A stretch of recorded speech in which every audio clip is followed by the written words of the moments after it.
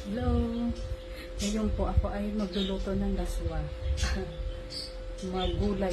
Pag sa Ilonggo, laswa po ito. Kasama yung gulay dito. Yan po yung gulay. Talbos, may alubati, okra, kalabasa. Yan. At saka yan po yung sahog ko. Isda. Hindi ko alam kung anong tawag dito. Hindi ko rin alam. Nakalimutan ko na. Yan po. Wala po yung masarap ng aking gulay at ako yung magluluto na po. Habang pinakukulang po muna ang kalabasa, nakaupo po muna ako dito. Pinakukulaan ako yung kalabasa. Pinakukulaan ko muna yung kalabasa. Tapos ilagay ko na yung isda.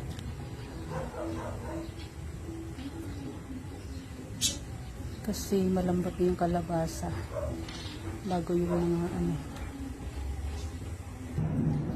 Yan na po, malapit na maluto. Ayan na po, luto na ang ating gulay.